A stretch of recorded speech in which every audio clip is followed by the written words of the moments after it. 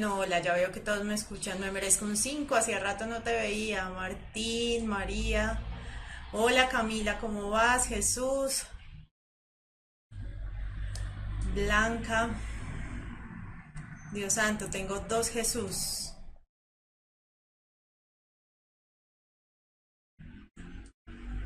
Bueno chicos, todo muy bien, hoy martes de química, hoy tuvimos un pequeño cambio, como ayer fue festivo, entonces estamos reponiendo las clases de química el martes y hoy también vamos a tener en la segunda clase biología. Entonces ahí para que vayan cuadrando sus expectativas.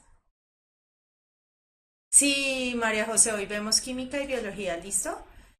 Matemáticas vendrá mañana y bueno, lectura crítica vuelve el martes, el siguiente el martes y yo el lunes, ¿listo?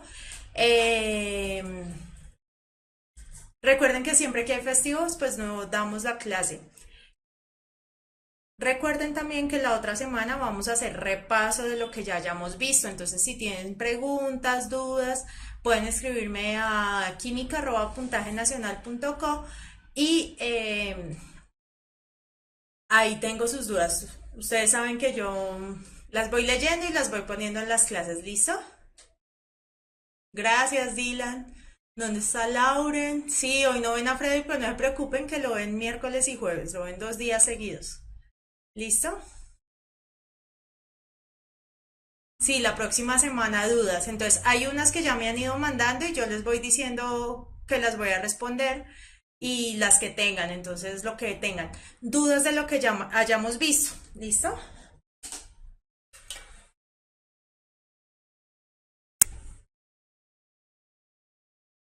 ¿Listo? Bueno. Entonces, hoy las dos clases van a ser de soluciones. Es un tema bonito de la química, aunque bueno, a mí me gusta.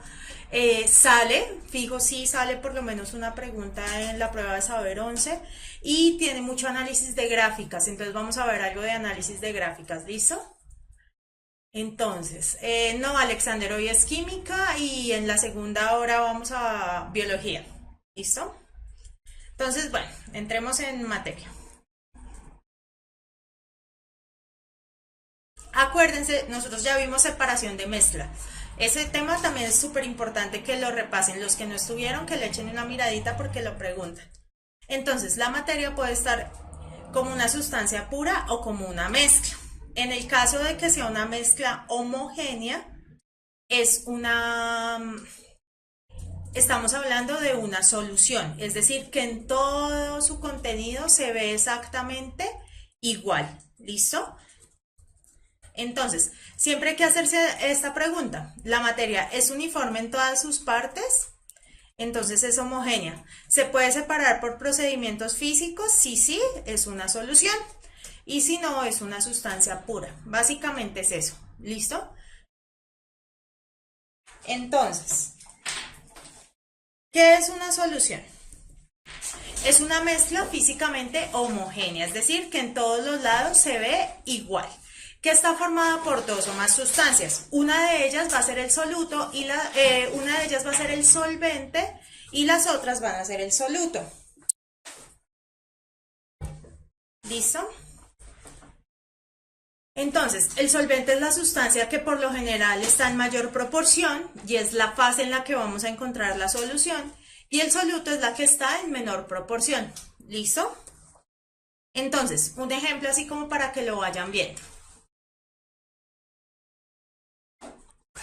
Miren, este es el agua. Si yo le echo la sal y la sal la dejo que se vaya al fondo del agua y no la agito, no la disuelvo, ¿cierto? Entonces, miren, están las moléculas de agua, ¿no? Está el oxígeno y el hidrógeno, ¿cierto? ¿Qué pasa con la sal en agua? La sal en agua, acuérdense que la sal es NaCl, ¿cierto? Entonces se divide en los respectivos iones, el sodio positivo y el cloro negativo, ¿cierto? Que lo tenemos por acá.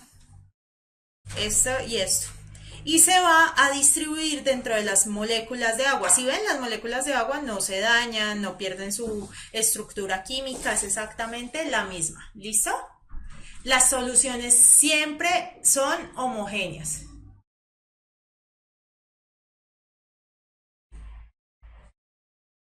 Blanca, yo estoy viendo.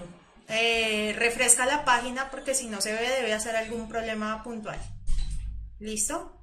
Esto es muy importante. Cuando hacemos una solución, las características químicas de cada compuesto no cambian, no hay una reacción, simplemente hay una disolución. ¿Listo? Así como estamos viendo. Entonces, bueno, eso es una solución, siempre homogénea. Si, por ejemplo, me hablan de un jugo, ¿cierto? No sé, un jugo de mora. Y yo lo hago en la licuadora y lo dejo luego en la nevera, luego voy a ver una separación. Ese jugo no es una solución, ¿ya? Pero si yo tengo azúcar en el agua, eso sí es una solución. Listo, Génesis, todas las clases están en nuestro canal de YouTube, las puedes ver, ¿listo? Si me escribes te paso el orden de cómo las dicté o si no las puedes ir viendo ahí, ¿listo? Bueno,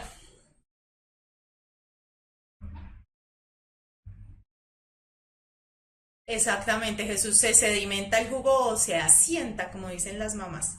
¿Listo? Entonces, bueno, hay unos ejemplos de soluciones.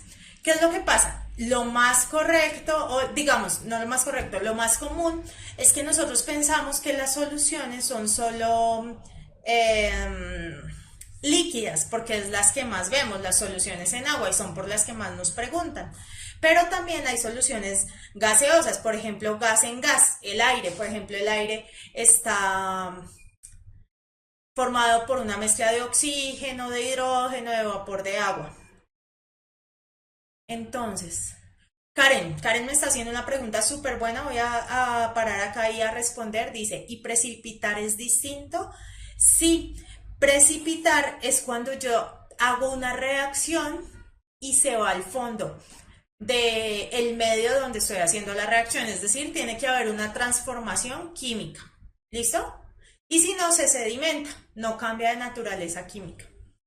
¿Listo? Bueno, volvamos a los ejemplos. Por ejemplo, un líquido en gas, el aire húmedo, ¿cierto? Así bien pegajoso, eso es una solución. Un sólido en el gas puede ser el humo, ¿cierto? Que son partículas también que están ahí.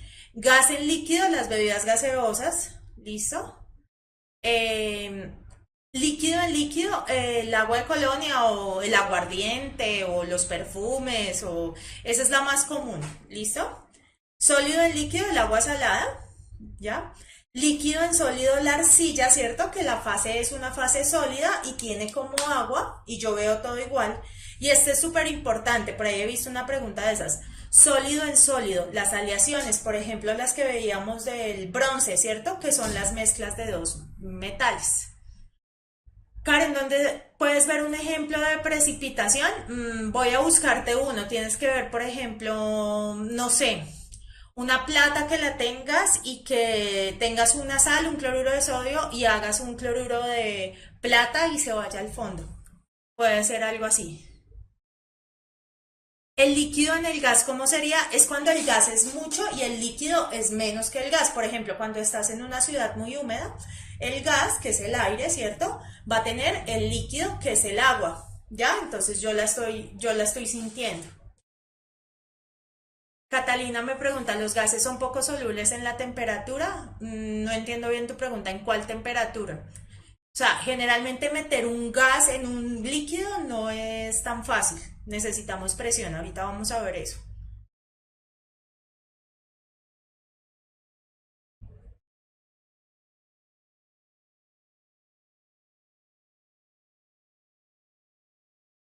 Jesús, pero Jesús me dice, o también un elemento por su densidad en un solvente. Acuérdense que los más densos van hacia abajo, pero no siempre hay una reacción química. ¿Listo? Listo.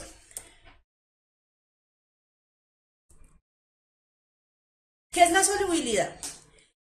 Siempre para toda sustancia hay una cantidad máxima de soluto soluble en un determinado solvente. Es decir, que si yo tengo un vaso de agua y le agrego sal y le agrego sal y le agrego sal y le agrego sal y le agrego sal, va a llegar un momento donde no me va a disolver más sal. Tiene una cantidad máxima. esa cantidad máxima de un soluto que puede disolverse en un solvente a una temperatura determinada, esto es súper importante, a una temperatura determinada se le denomina solubilidad. Es la máxima cantidad. ¿Listo? Eso es súper importante. Julián, la siguiente clase te respondo que es un gas licuado. No te preocupes. ¿Listo? Eso quiere ser soluble. ¿Listo? Esto es una curva de solubilidad. Es súper importante que aprendan a leer una curva de solubilidad, que siempre van a tener. Tienen en el eje X, acuérdense que el eje X es el eje independiente, ¿cierto? La temperatura. Yo puedo ir subiendo la temperatura. Y en el eje Y tengo la solubilidad. Puede ser en molaridad, puede ser en gramos, en lo que sea. En este caso es qué tanto se disuelve en 100 gramos de agua. Esto se llama porcentaje peso a peso, que también lo vamos a hacer. ¿Listo? Entonces, por ejemplo, aquí estamos viendo la curva del sulfato de potasio y aluminio, la del cloruro de sodio, la del nitrato de potasio. ¿Listo? Entonces, ¿qué pasa? Por eso es a una temperatura dada. Por ejemplo, miremos la del sulfato de potasio y aluminio. Cuando yo tengo 10, 20, 30, si ustedes van viendo, cuando yo estoy a 10 grados, se disuelven más o menos, no sé, unos por ahí 4 o 5 gramos del sulfato de potasio y aluminio.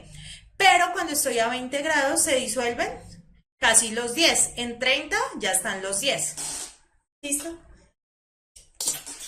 Ay, mis disculpas. Hacía mucho no estornudaba en clase. ¿Listo?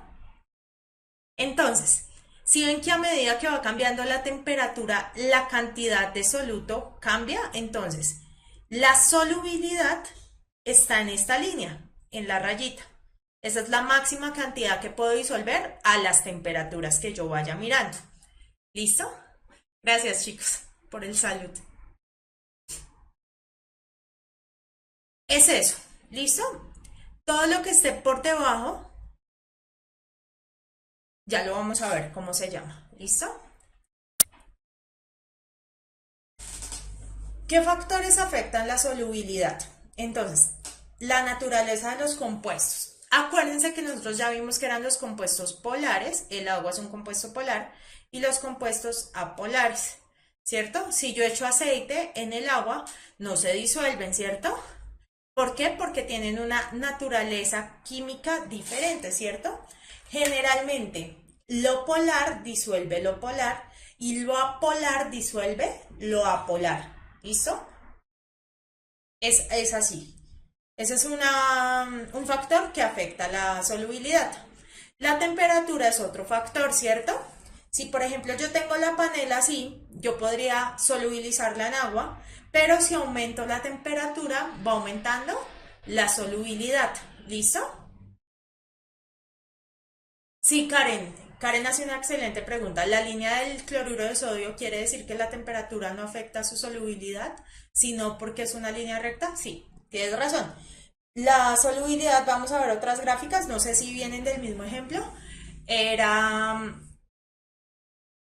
de la sal cloruro de sodio no se afecta tanto, es casi que estable en la temperatura, ¿listo? Eso depende del compuesto.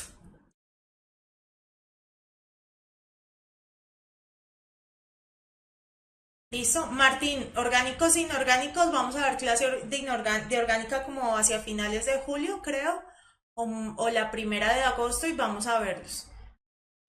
Orgánicos son cadenas de carbonos, ¿listo? Temperatura.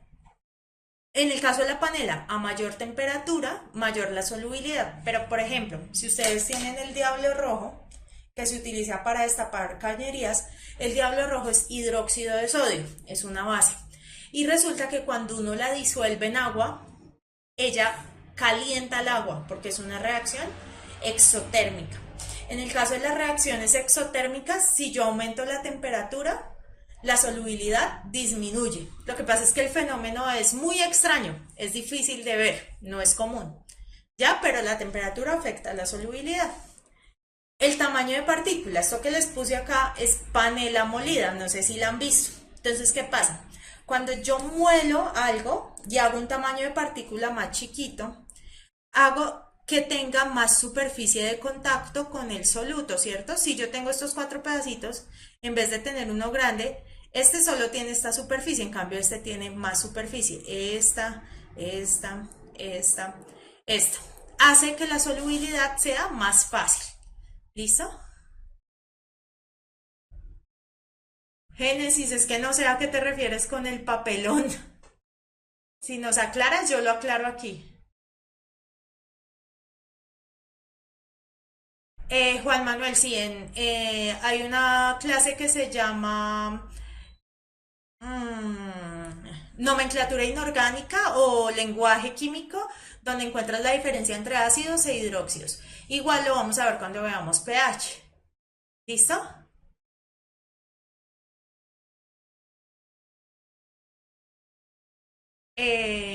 Carol, no me acuerdo. Ah, Génesis, tú eres de Venezuela. Ah, con razón me dices papelón, acá le llamamos panela. Dato curioso, en Brasil, en portugués, la panela es una olla. No le dice, ay, pásame la panela y le pasan una olla. ¿Listo? María José me pregunta, profe, en caso de que nosotros no le agreguemos temperatura a una solución, ¿qué sucede?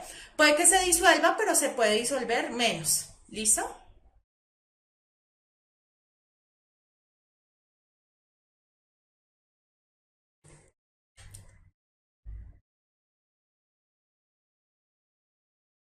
¿Listo? Bueno, ¿qué otro factor afecta? La presión.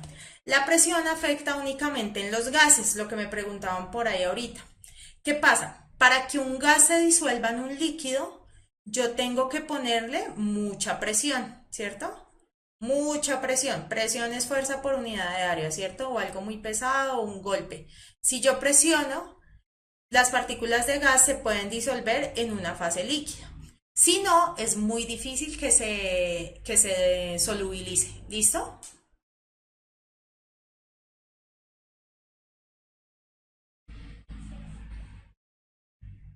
Listo. Laura me pregunta, ¿el aceite disuelve? Claro que sí, el aceite disuelve sustancias que también son apolares. Por ejemplo, en aceite puedes disolver, no sé, tetracloruro de carbón. O puedes hacer una mezcla de aceite y gasolina, porque los dos son apolares. ¿Listo? Lo que no disuelve son los polares. ¿Listo? Bueno. ¿Qué tipos de soluciones tenemos? Tenemos soluciones insaturadas, saturadas y sobresaturadas. ¿Listo? Las insaturadas tenemos dos, tenemos insaturadas diluidas e insaturadas concentradas. ¿Listo? Las insaturadas diluidas son cuando contienen una pequeña cantidad de soluto con respecto a la cantidad del solvente. Por ejemplo, supongamos que la máxima cantidad que le cabe es una cucharada, a este ejemplo. Si le echo un granito, 2 granitos, estoy hablando de insaturadas diluidas, ¿ya? Pero si yo tengo insaturadas concentradas, es cuando tienen una gran cantidad de soluto muy cerca a la solubilidad, es decir, le eché casi toda la cucharada, pero todavía no alcanzo el punto máximo. Eso es una concentrada. La saturada es cuando el soluto está en la máxima cantidad, por ejemplo, la cuchara. Y la sobresaturada es cuando el soluto está en la mayor cantidad que se puede disolver. ¿Qué pasa con las soluciones saturadas, sobresaturadas? Generalmente lo que uno tiene que hacer es calentar, ¿cierto? Si por ejemplo a este ya sabemos que la saturación es una cucharadita, pero yo le quiero echar 1,5. Caliento, le voy echando 1,5 de a poquitos, agito y luego la enfrío, le bajo la temperatura. La solución queda sobresaturada, es decir, tú la ves toda igual. Pero ¿qué pasa? Yo le echo un granito del soluto e inmediatamente la solución se inestabiliza y empieza a crecer, empieza a desolubilizarse, por así decirlo.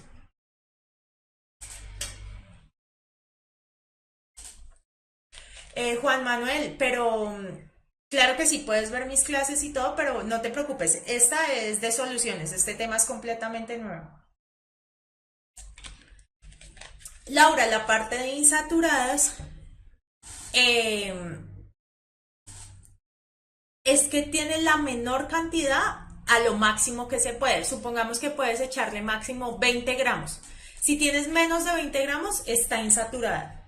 Ahora, si le echas 0,5 gramos, está insaturada, diluida, porque tiene muy poquito.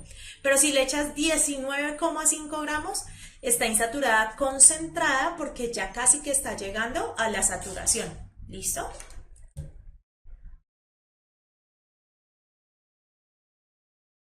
Listo.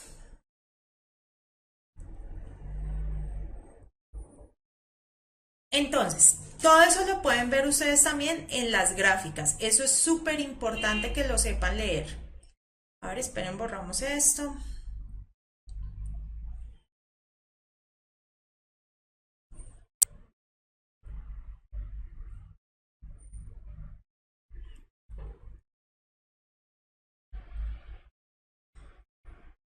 Listo. Bueno, entonces, siempre aquí, en un diagrama de solubilidad, los que estén por debajo de la línea, ¿cierto?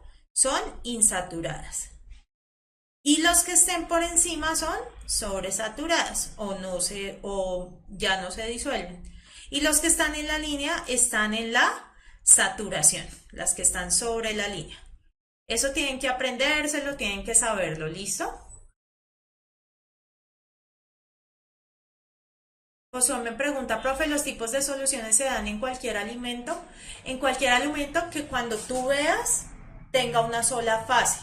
Por ejemplo, el juguito de naranja cuando lo he pasado ya por un colador, ¿cierto? Que queda solo el jugo, que no le he echado agua ni nada. Eso, por ejemplo, es una solución, ¿cierto? Tiene azúcar, tiene agua, tiene otros componentes. ¿Listo? Los elementos, ahí sí te recomiendo que veas mis primeras clases. Hay una cosa que se llama diferencia entre átomo, mol, molécula. Y ahí está el elemento, porque en soluciones yo ya estoy hablando de compuestos, no de elementos. ¿Listo? Este es el resumen de lo que he hablado hasta ahorita. ¿Listo? Entonces, ¿cómo queda esto? Las soluciones es una mezcla homogénea entre dos o más compuestos, que es el soluto y el solvente. Tenemos una solución saturada, insaturada y sobresaturada. Y la insaturada puede ser concentrada y diluida. ¿Qué factores la afectan? La temperatura, la presión y la naturaleza química de los compuestos. ¿Listo? Profe, si les aplico temperatura a pesar de que esté sobresaturada, ¿disolvería? Por ejemplo, Lauren, para resolver tu pregunta, ubiquémonos acá en la de nitrato de potasio. Supongamos que estamos en un sitio donde la temperatura es 30 grados, ¿cierto? A 30 grados, perdón mi pulso, más o menos yo puedo disolver 50 gramos, supongamos. Vamos a disolver 50 gramos en 100 gramos de agua, ¿cierto? Si yo tengo 50 gramos en 100 gramos de agua, estoy saturada. ¿Qué tengo que hacer para sobresaturar? Por ejemplo, yo le quiero echar 60 gramos. Le echo los 60 gramos, ¿ya? Y la caliento. No sé, la caliento a 50 grados. Se disuelve y luego la dejo enfriar hasta los 30 grados. A los 30 grados, esos 60 gramos se me solubilizan, ¿sí? Pero si yo llego y le echo un granito de nitrato de potasio, la solución se ve así, se ve toda homogénea. Está inestable, pero está homogénea. Si yo le echo un granito a una solución saturada, inmediatamente empiezan a crecer aquí cristales, porque se desestabiliza esa solución sobresaturada.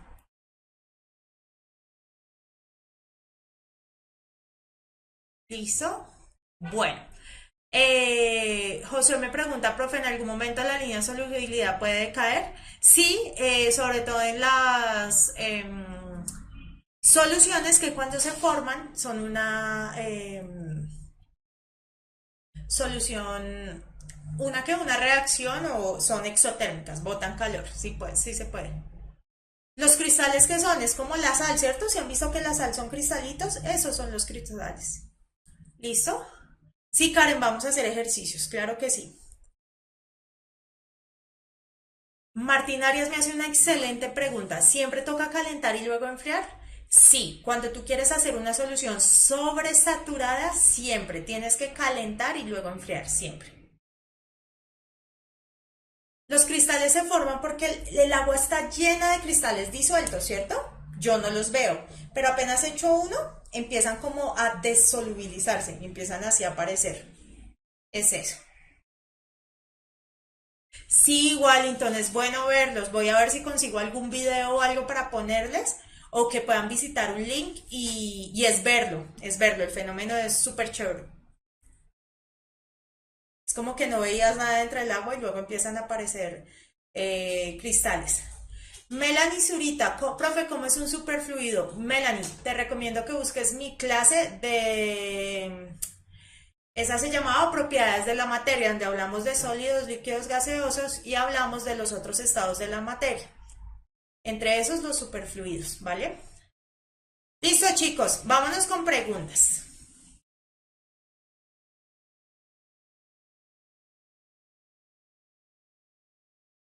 Entonces, Karen me pregunta, ¿y para que una solución sobresaturada sea saturada, qué podrían hacer? ¿Qué se les ocurre? Yo tengo una solución muy saturada. ¿Qué tengo que hacer para que se disminuya la concentración? Tengo que echarle más solvente, más agüita, ¿cierto? Y la diluyo.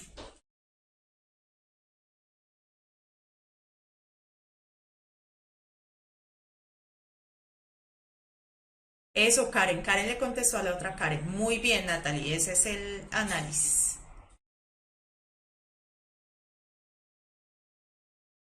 Listo. Hagamos esta pregunta. Esta me la envió Dylan y Catalina. No recuerdo si alguien más. Entonces, dice, la conductividad de una disolución es la capacidad que tiene esta para conducir la corriente eléctrica. ¿Listo? Entonces, es que tanto una solución conduce los electrones, ¿cierto? Que es la corriente eléctrica.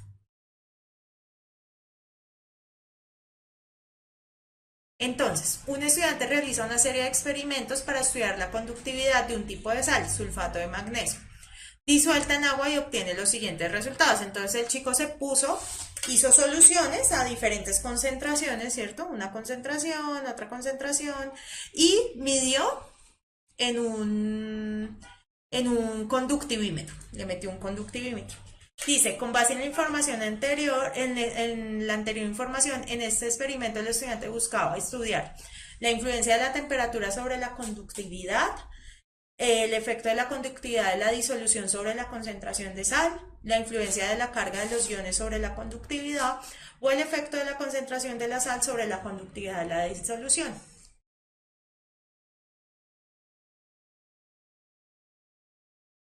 Muy bien, me merezco un 5 y todos los otros. Acuérdense que la variable independiente siempre es la que está en el eje X.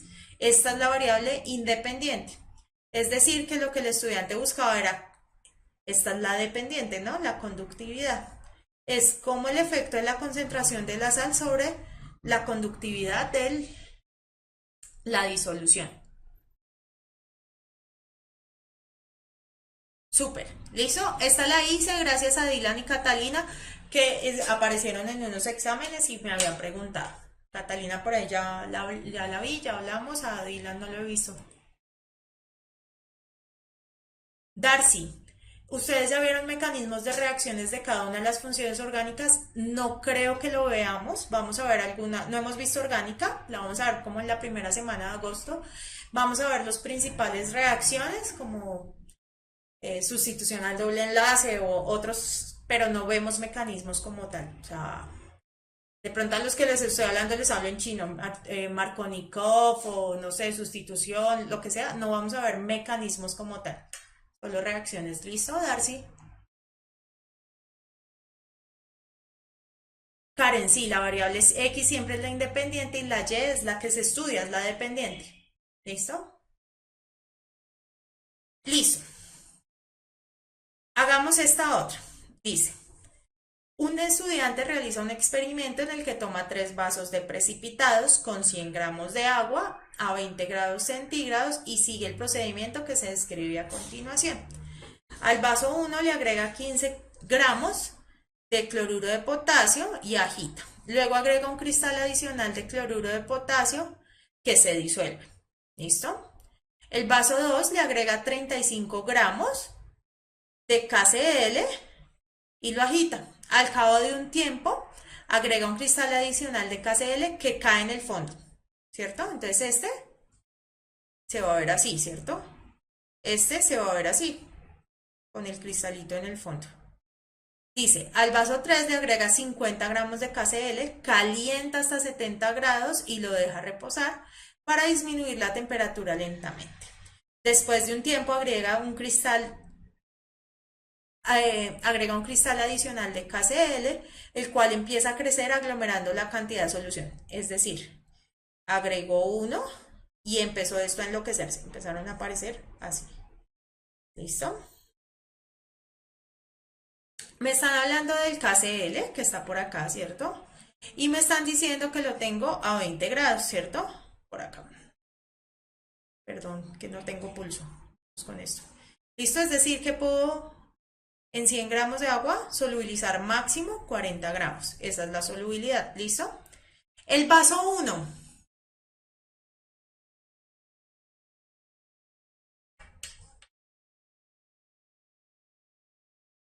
Juan Manuel, ¿por qué me respondes la C? Chicos, para responder la pregunta necesitamos saber el vaso 1 qué tipo de solución es, el vaso 2 qué tipo de solución es y el vaso 3 qué tipo de solución es. ¿Listo? Luis Fernando Durán me dice vaso 1 insaturada. Perfecto, ¿cierto? Porque le estamos adicionando 15 gramos. 15 gramos está por debajo de 40, ¿cierto? O sea que es insaturada. El segundo vaso. El vaso 3 sobresaturada, ¿cierto? Efectivamente.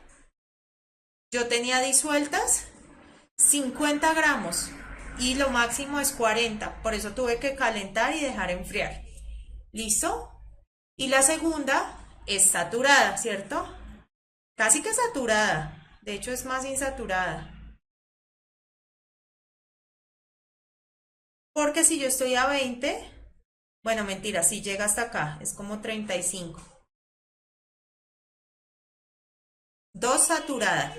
Venga, borro mis líneas ¿de la qué? Del gráfico, para que lo podamos ver mejor. Está un poquito por debajo, ¿cierto? A 20 grados, cuando yo llego a KCl, está casi como en 35. Exactamente saturada. Listo, ahora sí respondan la pregunta. La tabla que mejor representa la conclusión de los estudiantes sobre el tipo de solución que se obtiene en cada uno de los vasos es...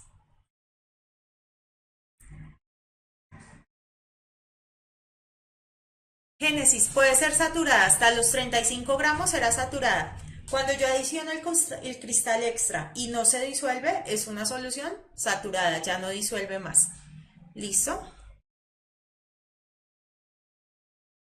Entonces la C. La solución es no saturada, la primera, la segunda es saturada porque no se disolvió más la sal y la tercera, la solución es sobresaturada porque no disuelve más sal y permite formar los cristales. ¿Listo? Súper. Está... No me acuerdo quién me la envió. Catalina, no me acuerdo si también fuiste tú que me enviaste varias. ¿Listo? Sí, me merezco un 5, di la respuesta. Porque me pidieron explicación, pero no importa, lo importante es que ustedes la tengan. Esta. A temperatura constante y a una atmósfera de presión, un recipiente cerrado y de volumen variable contiene una mezcla de líquido y un gas parcialmente miscible en él. Acuérdense que miscible, yo puedo decir miscible, es un sinónimo de soluble. Yo digo que dos líquidos son miscibles, por ejemplo. ¿Listo? Tal como lo muestra el dibujo. Si aumenta la presión, es muy probable que la concentración del gas en la fase líquida aumente, líquida permanezca constante, gaseosa aumente o gaseosa permanezca constante. Juan Manuel, felicitaciones por ser el primero.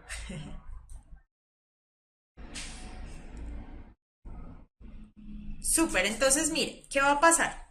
Gases lo vamos a ver después del repaso, o sea, la semana del 18 de julio, 17 de julio creo que es. ¿Listo? Pero esto es un gas, ¿listo? ¿Qué pasa con el gas? Cuando yo aumento la presión, el volumen que va a tener el gas para expandirse es menor, ¿cierto? Entonces, a mayor presión hay mayor solubilidad, más se van a disolver en la fase líquida. Es decir, que la respuesta es la A, como lo vimos en los factores que afectan.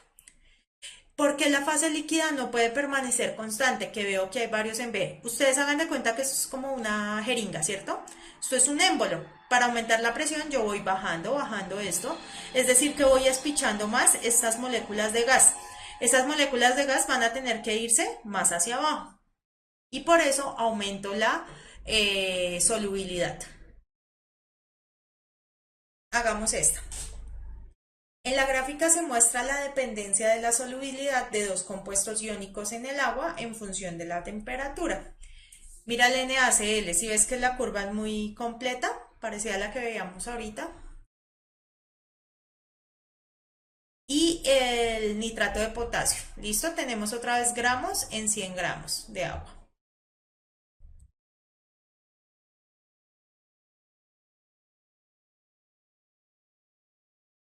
Jesús, no se convierte en agua el gas. Las moléculas de agua, de gas quedan disueltas en el agua, como en la gaseosa o como en el agua con gas.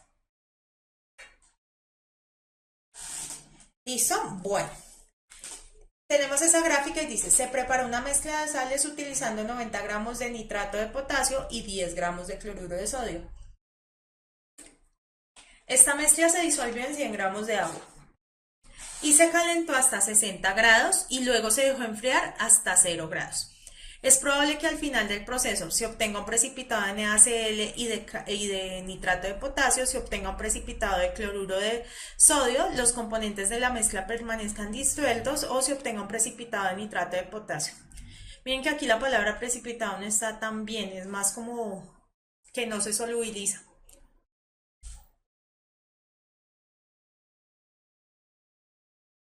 ¿Listo? Entonces, miren, ¿qué tenemos que hacer para hacer este ejercicio? Ubicarnos en la gráfica. Me dicen que se calentó hasta 60, es decir, tenemos una línea que pasa por 60, a ver qué tan derecha me queda, ¿cierto? Y me dicen que se disolvieron 90 gramos de nitrato de potasio, de este se disolvieron 90 gramos y de este 10 gramos, ¿cierto? Y luego se deja enfriar hasta 0. Miren lo que pasa en 0, ¿cierto? En 0, acá y acá. Si ustedes ven en 0, la cantidad máxima de cloruro de sodio es 32,4, pero de nitrato de potasio es 12,1, ¿cierto? Como tenemos 10 gramos de cloruro de sodio, ¿cierto? Todo está disuelto. Pero como teníamos 90 gramos del nitrato de potasio y solo puedo disolver 12,1, no todo el nitrato se solubiliza, ¿cierto? Entonces yo voy a obtener un precipitado de KNO3.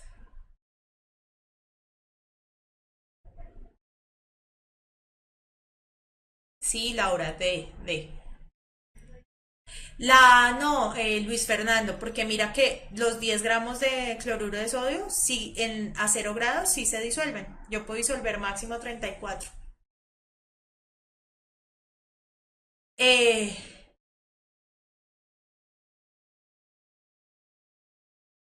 Paul, si miras bien la gráfica ya detenidamente, sí casi que te dan 35 de lo que me preguntas. Rosana, mira, tienes que saber leer la gráfica. Tienes que pararte siempre en la variable independiente y mirar, mira. A 60 grados, según la gráfica, yo puedo disolver máximo como, no sé, 140 o 130 gramos de nitrato de potasio y disolver 90. Está bien. Pero cuando disminuye la temperatura a 0 grados, puedo disolver máximo 12,5. Espero borro esto que hay acá. Y yo había echado 90, es decir que 70, 68 se quedan sin disolver. ¿Listo? Por eso es que es la D. Acuérdense que primero estábamos en 60 y luego la dejo enfriar hasta 0. Eso es súper importante. Todo el proceso que pasó. Es leer bien.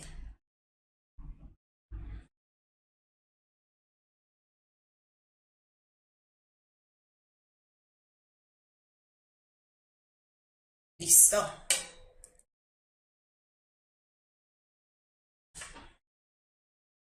Jesús, la solución queda sobresaturada cuando yo la dejo enfriar lentamente. Cuando es mucho soluto, no me va a quedar sobresaturada. En este caso sobran más del 4 veces lo que ella alcanza a saturar. Rosa, exactamente eso era lo que estaba diciendo. En precipitado generalmente es que se da luego de una reacción y precipita. O sea, queda en el fondo del vaso.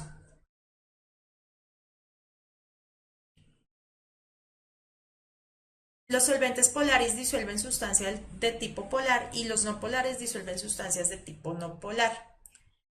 En el siguiente diagrama se muestran algunos solventes organizados según su polaridad, ¿cierto? Entonces, no polar, tetracloruro de carbono y empieza a aumentar la polaridad. Éter, etanol, agua y ácido nítrico. ¿Listo? Si se mezclan agua, etanol, tetracloruro de carbono y ácido nítrico, es probable que se forme una solución porque el agua disuelve los demás componentes, una mezcla heterogénea porque todos los componentes tienen diferente polaridad, una solución porque todas las sustancias son polares, una mezcla heterogénea porque el tetracloruro de carbono no es soluble en los demás componentes.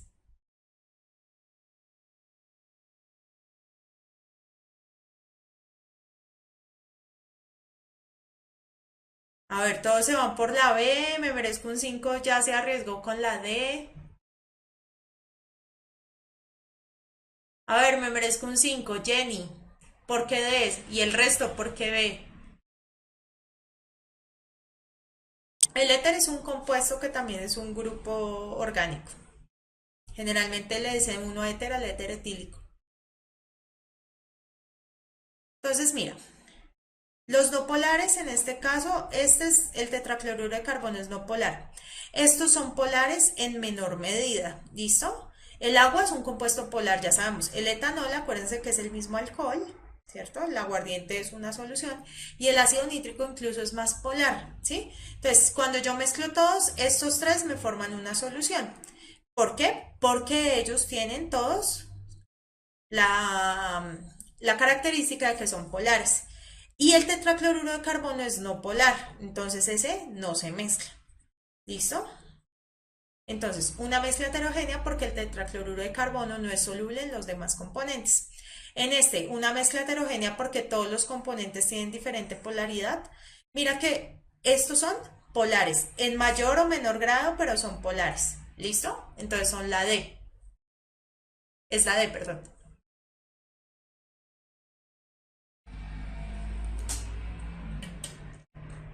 Sí, fijo, sí se sabe que es una mezcla heterogénea.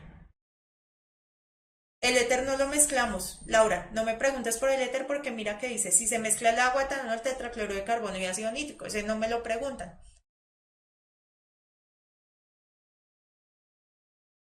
¿Listo? Pilas con lo que les preguntan porque a veces tienen más información de la que requieren.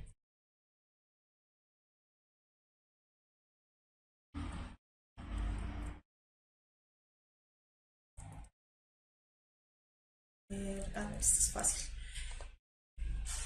¿Listo? Chicos, los dejo con esta para el break y nos vemos en 5 minutos. Me dicen cuál es la respuesta.